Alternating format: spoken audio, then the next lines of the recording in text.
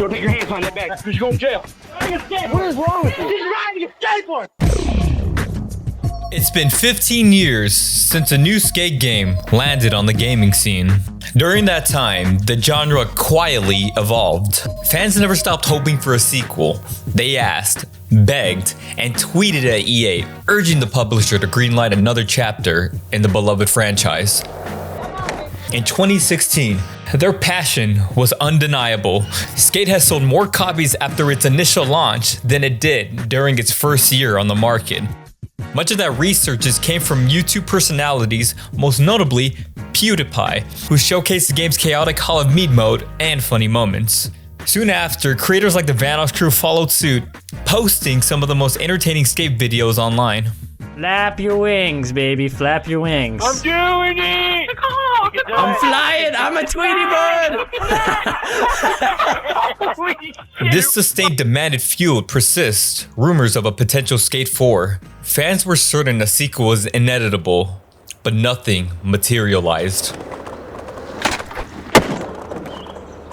As Eurogamer reported, EA confirmed that a new skate game was not in development, and at the time, Chief Competition Officer Peter Moore acknowledged the overwhelming demand for a new skate title, but made it clear that the company had no interest in revisiting its back catalog. With such announcement, many would flood EA's Twitter and Instagram accounts with thousands of messages urging the company to revive the franchise. Hashtag Skate4 emerged as the movement's defining slogan. Thank you all for watching EA Play 2019. We hope you enjoyed all these exciting reveals. Skate 4, I'm sorry, we just ran out of time.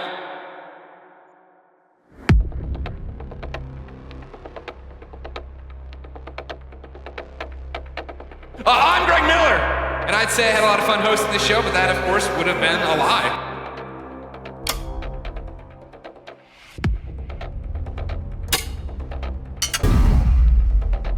Then in 2018, Skate 3's online servers were unexpectedly reactivated. First in June of 2018, and then again in late 2019. After being shut down by EA, these surprise revivals restored features like community parks and sparked fresh speculations about a Skate 3 remaster, or even a new installment. Yet once again, no sequel followed, just playable servers and renewed curiosity. Meanwhile, an upstart developer called Creature Studios seized the opportunity. They began work on their own skateboarding sim, which debuted during the Xbox Showcase as a console exclusive. And specifically to the golden age of skateboarding. Yesterday, all you guys wanted Skate 4 at EA. You didn't get it. They solved that with the upcoming game Sessions. Here with me now are the co-founder of Creature Studio, Marc-Andre Hood, and technical director Vincent. For a moment, some viewers even thought it might have been Skate 4. Hey! Skateboard! The long con! The longest con! The longest con!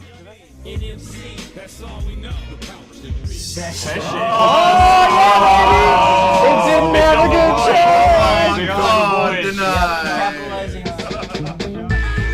Then, in August of 2020, Activision stunned the community by announcing a revival of Tony Hawk Pro Skater. The series' unexpected comeback reignited excitement across the skateboarding gaming scene. Later, both AAA and indie studios would soon follow and add these skate elements into their projects, from sprawling, open-world adventures like Riders Republic to experimental indies like Schedule 1, bringing the sport's original spirit into fresh gameplay forms. The result is a richer, more visible skateboarding landscape, shaped as much by legacy titles by the creators who kept the culture alive. The resurgence in demand for a new skate title eventually began to fade. Many players shifted their attentions to revitalize Tony Hawk Pro Skater 1 and 2 series and indie hits like Session and Skater XL, which helped satisfy the craving for a realistic 3D skateboarding experience. However, in 2020, EA hosted a live EA Play event at the time when the world was largely shut down and the online community was steeped into uncertainty and frustration. Most game festivals have shifted their broadcasts online, with viewers tuning in, eager for any new upcoming DLC. or maybe even a new IP title. Then about halfway through EA Play, few could believe what they've heard during this event. Thank you. So the moment is here. We finally get to say, we're back. We're doing it. Skate's happening. We're rolling. We've secretly got together. It's the beginning. The skate evolution continues. Skate 4. A new skate. The music swelled. The community lit up. For a moment, it felt like everything was about to be awesome. Skate is back. With this announcement, EA would later invite a selected group of Skate content creators to fly out and play the beta build of Skate 4, behind closed doors of course. And eventually, some dedicated fans managed to copy the files from the beta and share them online. These leaked files quickly circulated across the internet, and soon, fans created their own servers for anyone to play, which came to be known as Skate World. Skate World thrives in an underground secrecy, becoming a hidden community that grew far larger than anybody anticipated. What began as a quiet fan project soon spread across the internet, with many fans flocking to these private servers to check out the new skates. Eventually, the community became so big that an EA developer discovered its existence and requested the servers to be shut down. Yet despite its end, Skate World had already fulfilled its purpose, keeping the passion alive and fueling excitement for the official return of the franchise.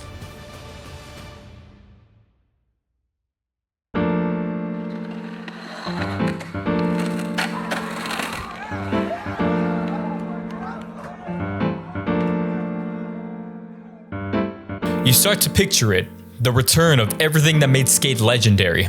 The sandbox tool that fueled endless creativity, the wild community-made spots that turned a simple street corner into a playground, the team challenges transformed friends into rivals, and rivals into friends. For a moment, you imagine it all, rebuilt and reimagined for a new generation. But when the game finally landed, the noise faded. Oh, hi there. My name is V. I am an app designed to be your virtual guide. And you must be, wait a minute.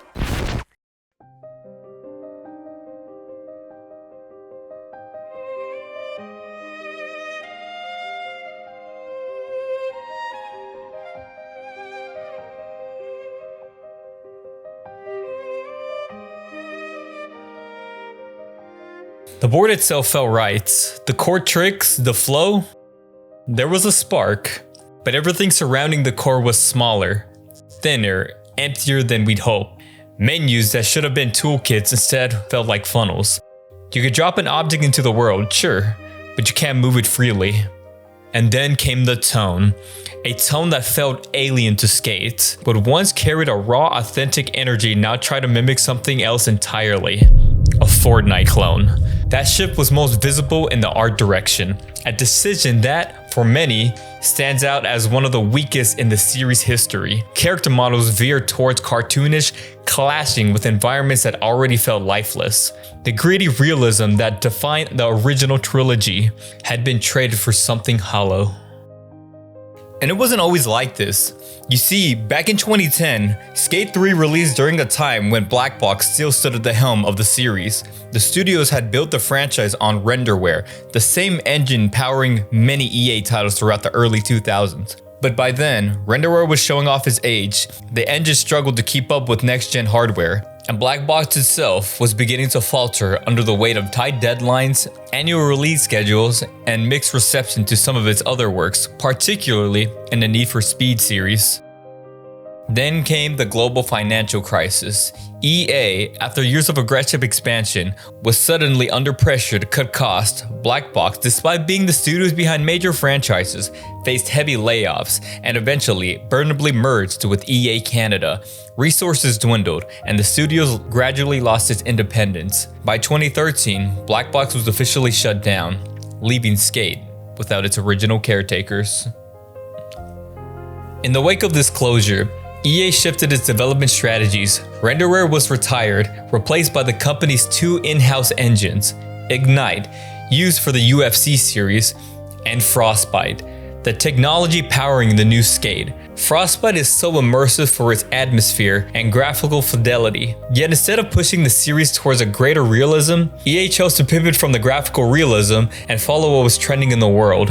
The result is a game that chooses to go for the cartoonish Fortnite look. For many fans, this decision was baffling and just left a sour taste in many people's mouths. This is just ridiculous! The older Skate games prided itself on authenticity, striking a grounded balance between realism and fun. The identity was central to Skate's appeal, but apparently realism doesn't monetize like Fortnite, and so EA leaned into a style that betrays what made the series distinct. The execution fails, and the cartoon direction is most visible in the character models.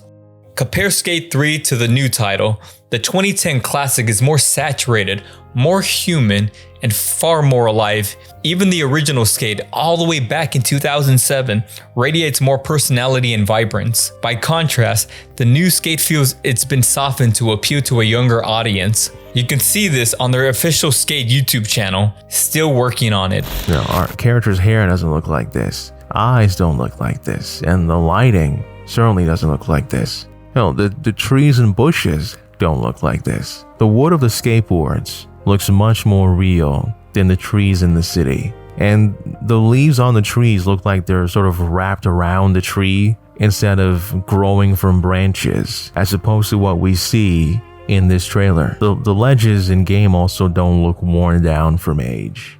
Shoes, socks, and pants don't have this level of quality.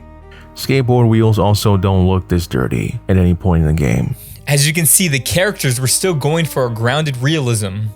And it seems EA stepped in last minute and told Full Circle to shift their Skate 4 character design towards a Fortnite aesthetic that appeals to a younger demographic. Yes, the game is in early access and technically unfinished, but it still took 4 years to reach this point. To understand the mixed reactions surrounding it, it's important to look back at what made the earlier Skate titles resonate in the first place. At the time, the main competition was Tony Hawk, a series that leaned into an intentional arcade-style approach to skateboarding. It wasn't trying to be realistic, and the exaggerated feel was a part of its enduring charm. Even the 1 and 2 remasters stayed true to the vision, reminding players why those games became classics. Skate, however, positioned itself differently. Skate 4 feels less like a tribute to real skate culture and more like a game built around capturing clips and chasing content. Focus on quick, flashy moments instead of raw, grounded energy that once made the series relevant.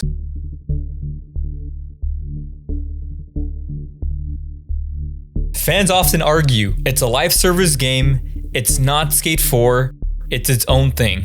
And fair enough, that's what the developers have been saying too. But then, the game immediately opens with footage from Skate 1, 2, and 3. That raises a fair question. If this is meant to stand on its own, why reference the legacy so heavily right from the start? It feels like they want to honor the past while still moving forward. But the balance doesn't quite land perfectly. There's also the nostalgia factor. EA has included Skate 1, 2, and 3 throwback shirts in the item shop. Some see this as a fun nod to the longtime fans, while others view it as a monetization move. It's a fine line between celebrating nostalgia and capitalizing on it. Either way, it highlights the tension between evolving the franchise and preserving what made it iconic. The big question, in conclusion, why is this a live service title? Why hasn't this been complete? Skate 4 comes across as soulless. Certainly not the game fans waited for. It gives the feeling that EA didn't want this game to happen, but we commented this into existence. With so much demand, EA gave in, but under their exception that this was a live service game that it appealed to kids as well.